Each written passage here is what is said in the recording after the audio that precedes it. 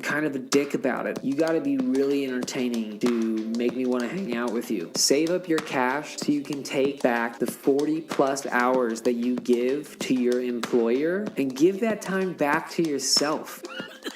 Hello, everyone, and welcome to the I Cough Fart podcast, the Fart Podcast. Still don't know what we're calling it, but we're doing it. Looking a little rough today. I probably should have shaved first. It's better to do a scruffy podcast than no podcast at all. Am I right, folks? Yeah, okay, bud. Let's get into it.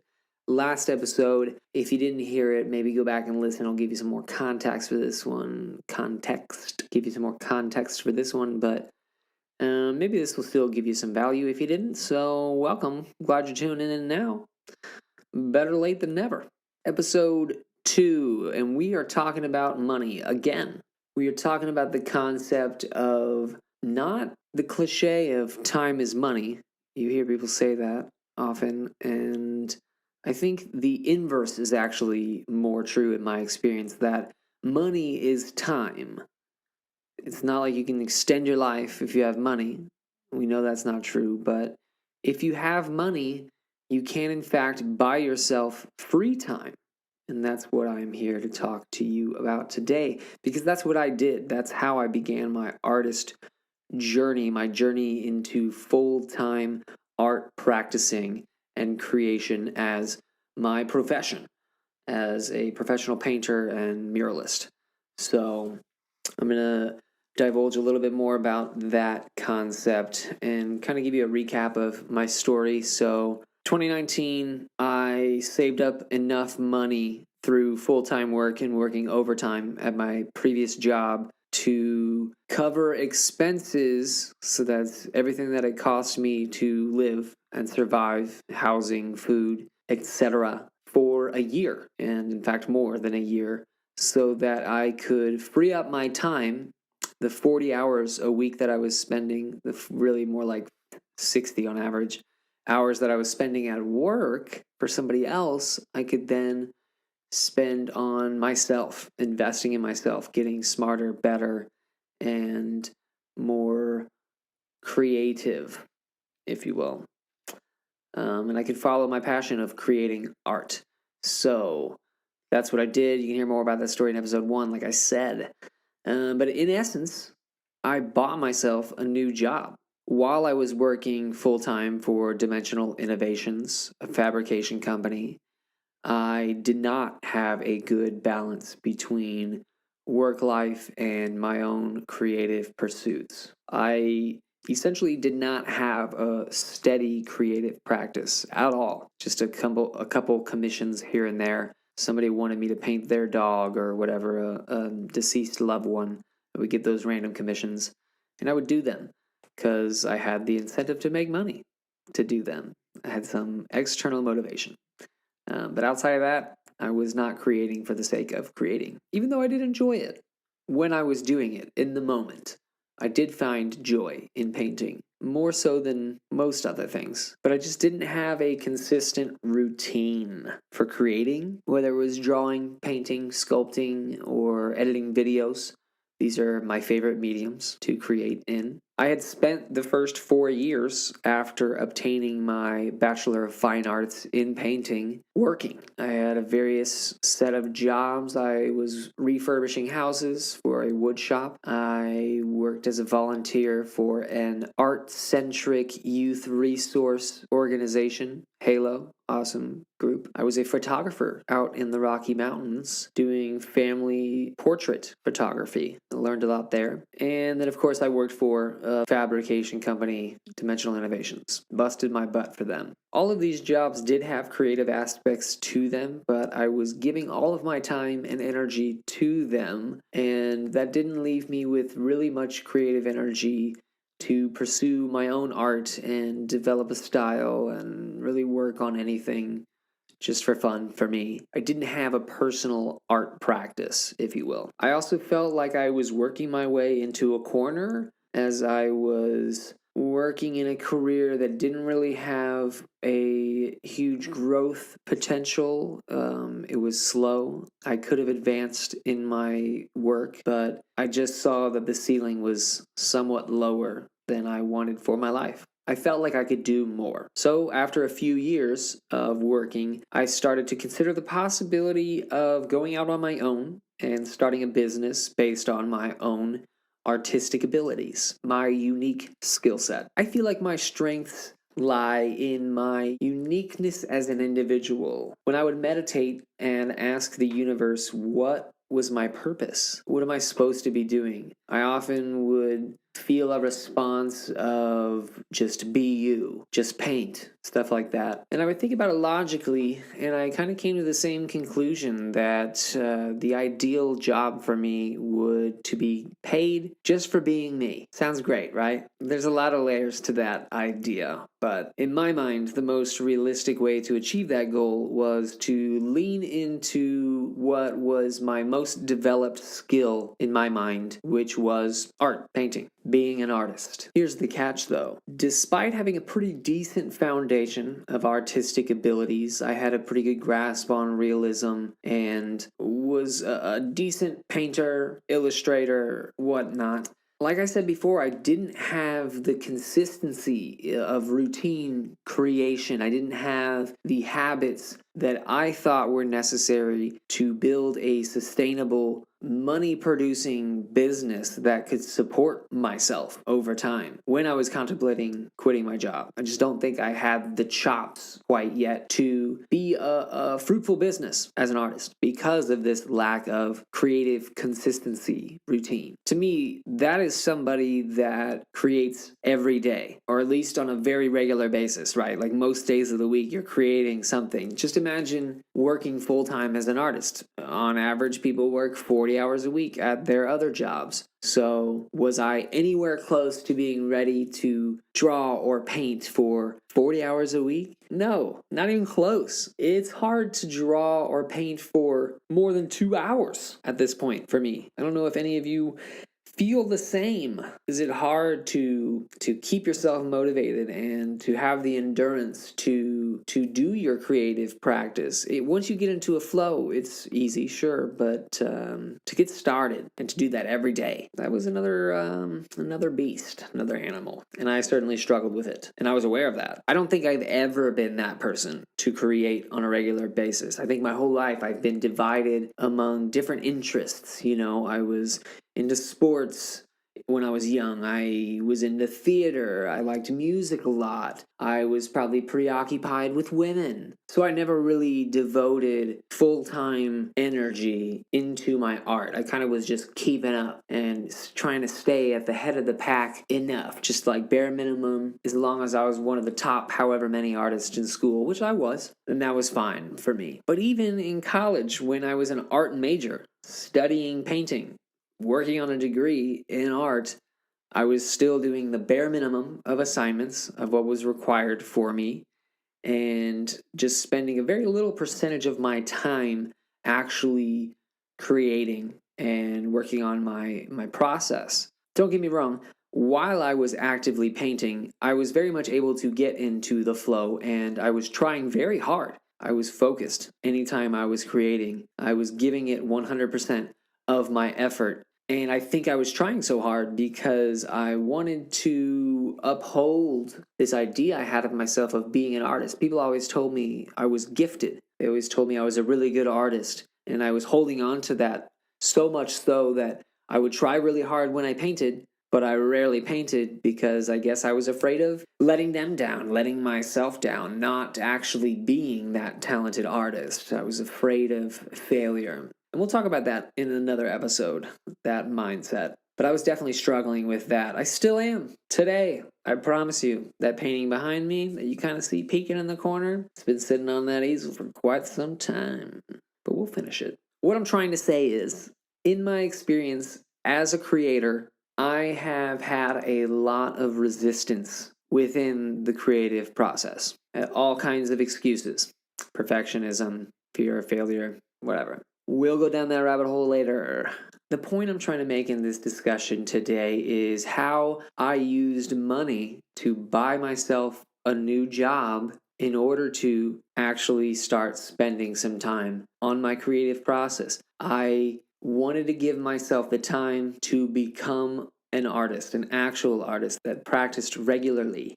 I knew I needed to give it my full-time devotion. It wasn't happening at my job. I wasn't giving myself that time, whether it was a lack of energy, motivation, momentum. I just wasn't doing it. I was on the road all the time. I've got tons of excuses.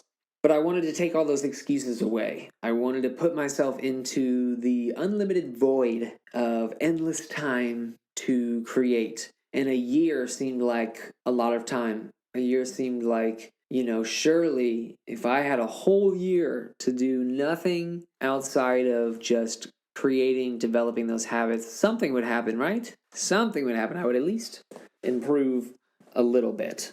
So that was the plan. So yeah, before I quit my job, I was pretty decent at art. I already had a pretty good foundation, but I wanted to further develop my skills. I wanted to have a unique style. I didn't want to just be proficient in realism and painting dog portraits. And don't get me wrong, that's a great if you like painting pet portraits, paint pups till your ass falls off. That's great.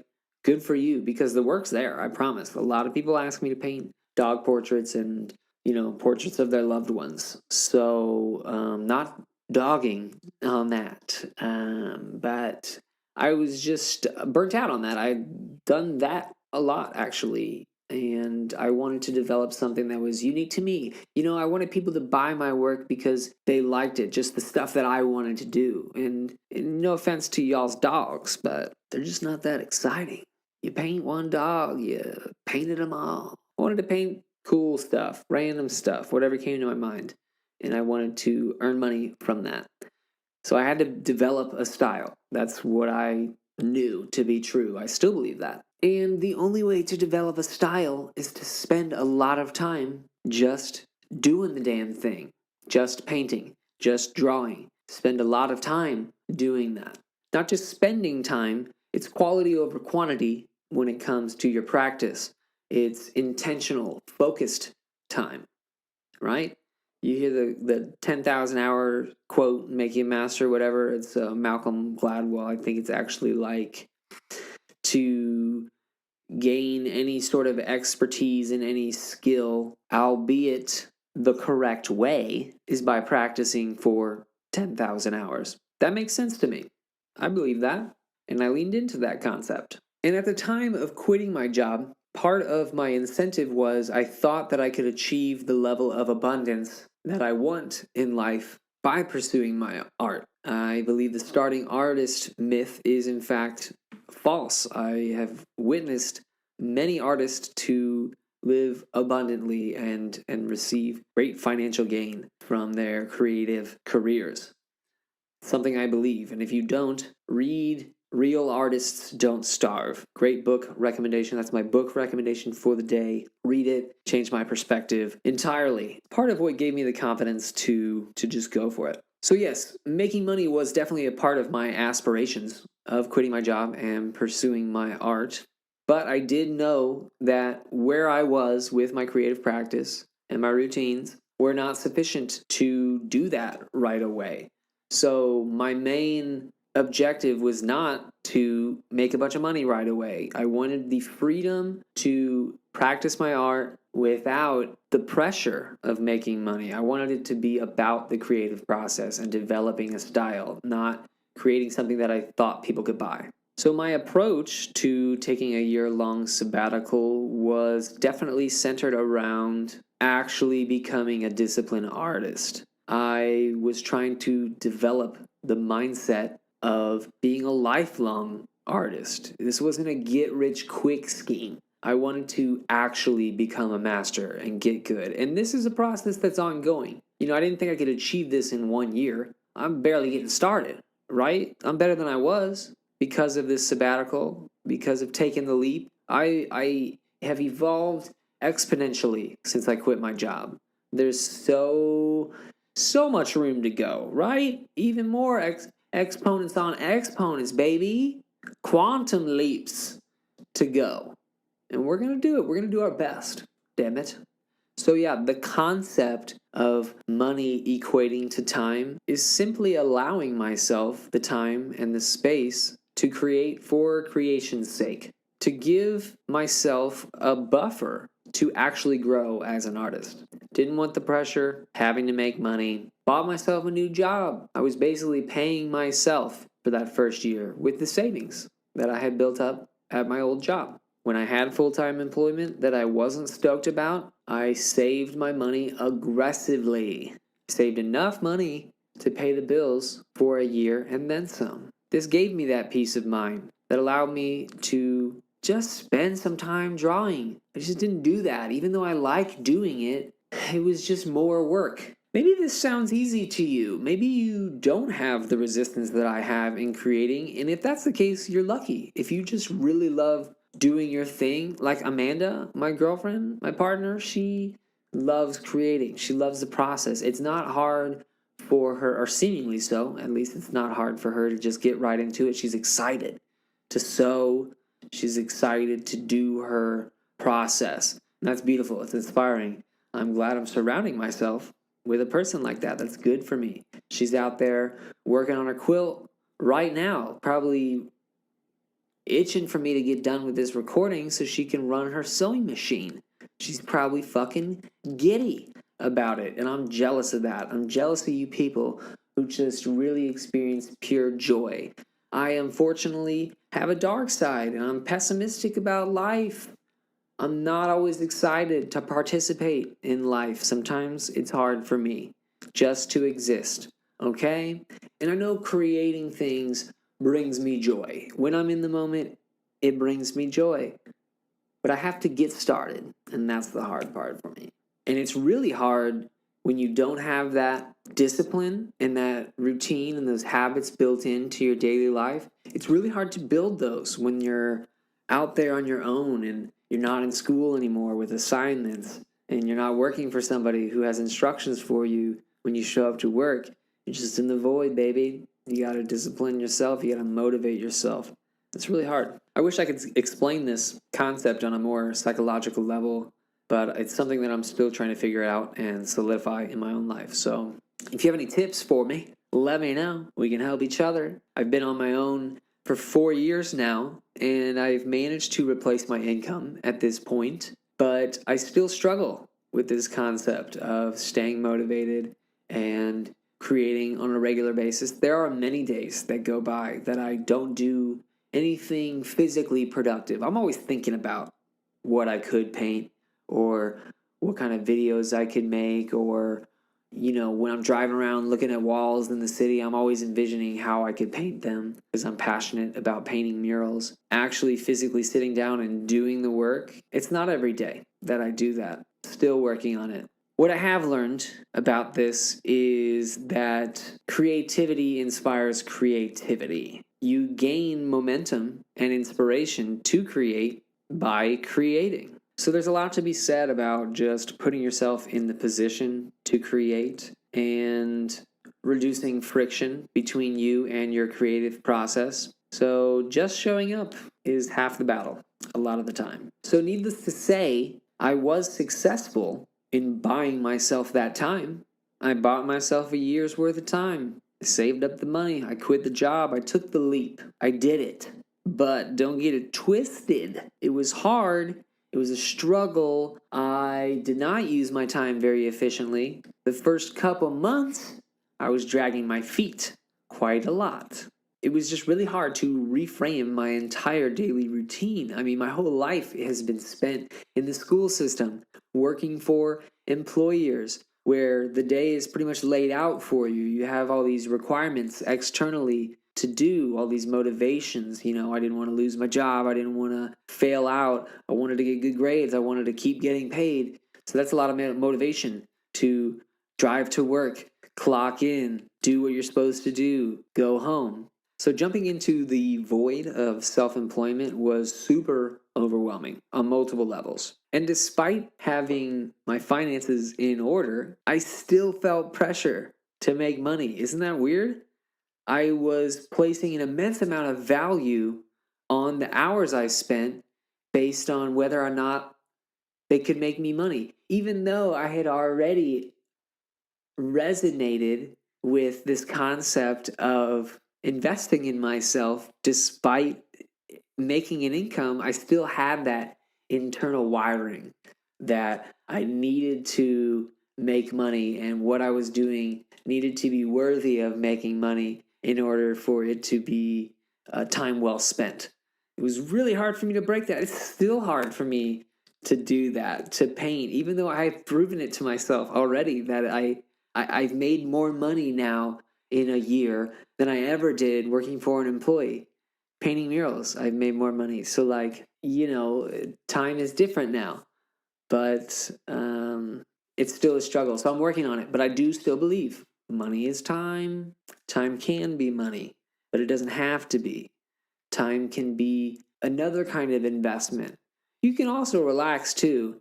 But that's really hard for me. That's a whole nother story. And that's for future Alex to figure out. So we're not talking about that right now. We're talking about time and its relationship to money and vice versa. So on top of all this, I was constantly fighting these voices in my head that were constantly saying, I'm not good enough. I'm going to fail. These were very real and constant every single day. They were demons that I had to fight. I still am also dealing with these.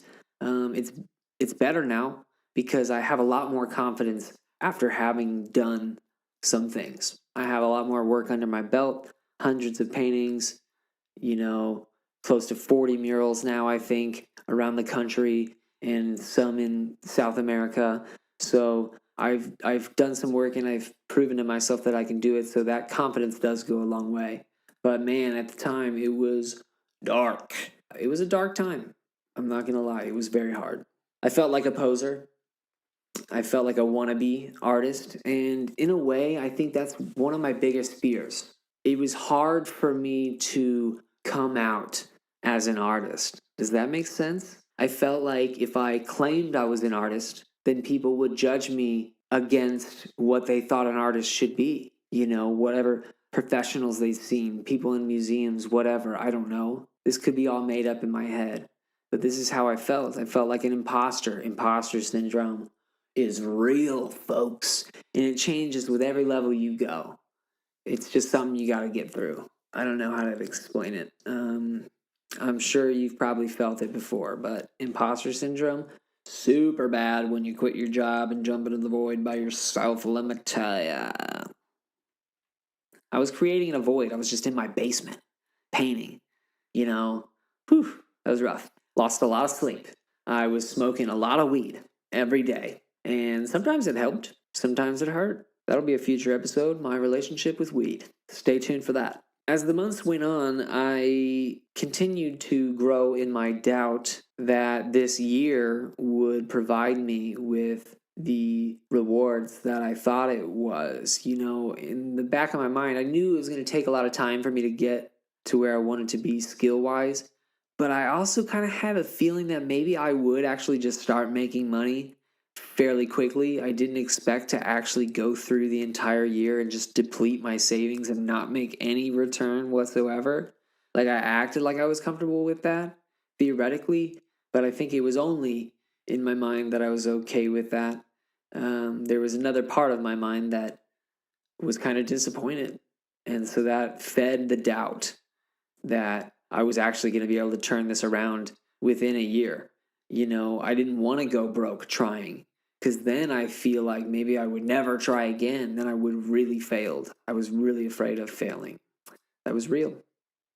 I don't think I really saw any sort of profit until year two, end of year two. I probably just barely broke even. And then finally, year three, I broke into the lucrative mural scene and made more money actually than I had working full time for Dimensional Innovations. But boy, was it a struggle. That was a mental game more than anything, getting to that point. So I don't recommend 100% doing what I did. If you can, do sort of a happy medium transition and work on your creative practice while you have a full-time job, that's a blessing. Don't take that for granted. And try and take advantage of that as much as you possibly can because taking the leap is scary. I'm not trying to convince you not to do it. If you have the ability to save up money to do what I did and just take the leap and give yourself a full-on sabbatical, dive into the depths, baby. I'm still living. I still have a lot to do. I'm not like the art ride is not a point that you get to, a destination. It is a ride. You don't just get to coast ever. Like, I still got to bust my butt for every dollar. But I did do it to an extent. I did what I said I was going to do in quitting my job and building a new career for myself. I think I'm well on my way. So, don't let my struggles deter you either. Just prepare yourself. Prepare your mind as much as you can. And if you do it, maybe you are already in it and you're listening to this podcast for some support. Keep on listening, baby. I'm going to try and give you as much motivation and inspiration as I can. We're here. We're here for you. We're here with you. Keep on listening. We got a lot of goodies coming up on this podcast later as well. So yeah, the more money you have, I think maybe the easier this will be and the less demons you may have to fight, for sure. And that still is in line with my thought, my main idea for today, that money is in fact time.